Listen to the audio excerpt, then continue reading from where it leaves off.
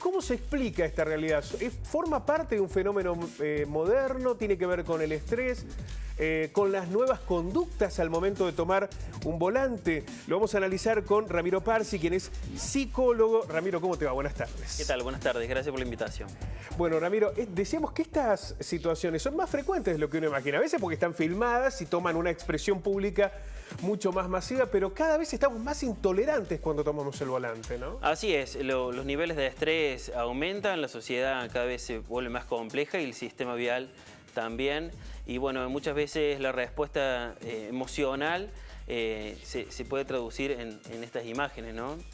Como la agresividad se vuelve mucho más frecuente ante situaciones de conflicto, ¿no? ¿Pero somos como manejamos? Somos como manejamos, sí. Nuestra personalidad siempre está impregnada y más tras del volante. Entonces son situaciones... Cuando debiera ser al revés, ¿no? Debería ser al revés. La pregunta que se hace en la psicología del tránsito es por qué un ciudadano modelo que es amable y cortés, por ejemplo, en la situación que se da al ingreso de un ascensor, en el que también hay una cuestión de tránsito y la persona cede o se comporta mucho más apacible. En cambio, en el tránsito, esa persona, la misma persona cambia. Bueno, ¿por qué es la pregunta? Es que muchas veces el vehículo se transforma en un caparazón, si se quiere llamar. Entonces, es más difícil dar la cara, ¿no? Entonces, muchas veces personas con baja tolerancia a la frustración o personas con baja autoestima terminan escudándose en el vehículo, ¿no?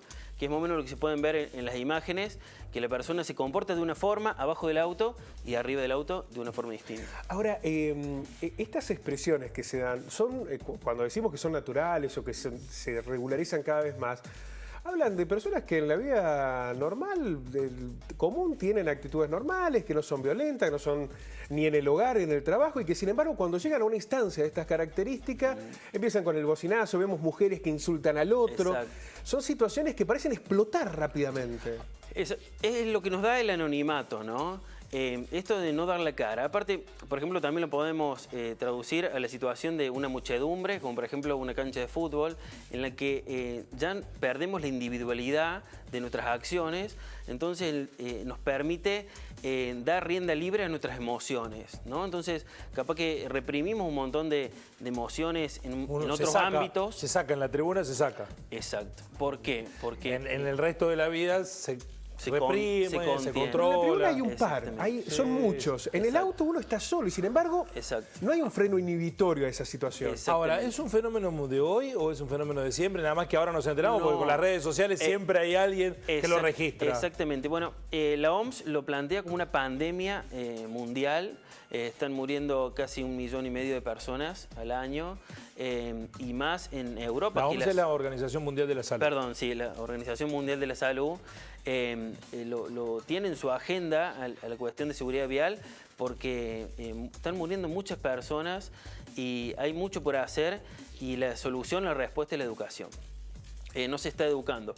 Como bien vos dijiste, el hecho es que ha tomado visibilidad. Claro, siempre hay alguien registrándolo. Exactamente. Igual que cuando cometés una infracción, al segundo se entera todo el mundo. Exactamente. Y ustedes hoy le están dando una impronta, pero el tema está en que nos estamos naturalizando ante esto.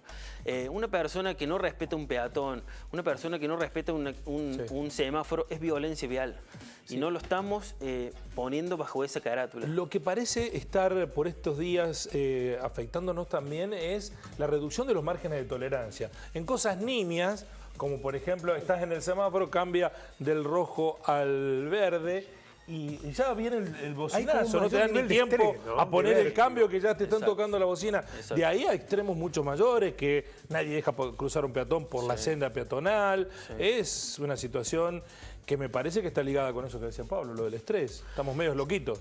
Sí, el tema es que no todo el mundo responde de la misma forma al estrés, ¿no? Entonces, cuando se combina con una estructura de personalidad, vamos a llamarle un tanto patológica, es donde, bueno, se traduce en actos mucho más violentos.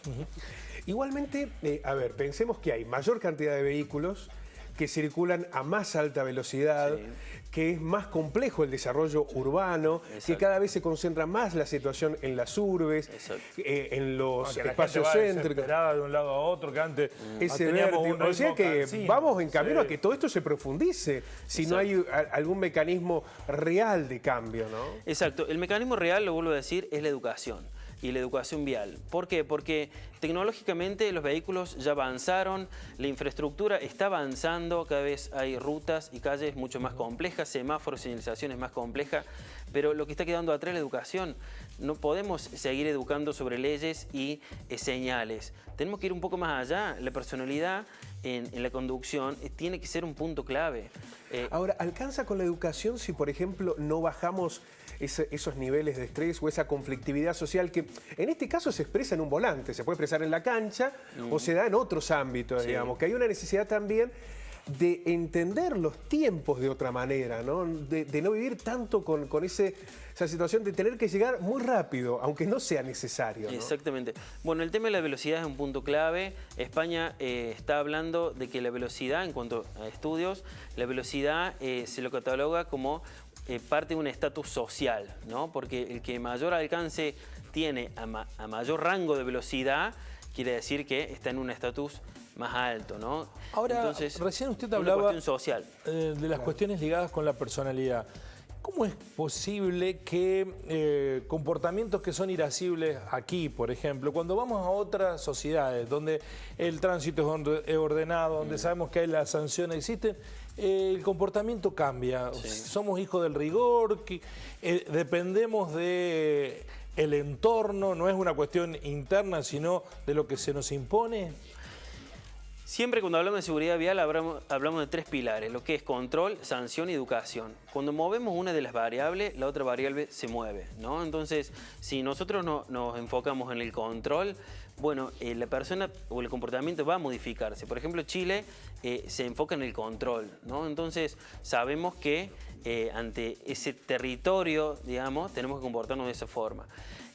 Y muchos de los comportamientos también se contagian. Sí, ¿no? nos encanta estar en O esos lugares, imitamos. pero no hacemos nada para que Igualmente, por aquí ejemplo, pase. Chile tiene menor cantidad de vehículos en relación con la cantidad de habitantes que lo que pueden tener otros países latinoamericanos. Y yo no he manejado, por ejemplo, en Europa, no conozco Europa, pero el manejar en Brasil o en Colombia, como son dos países latinoamericanos, tiene las mismas conductas, ¿eh?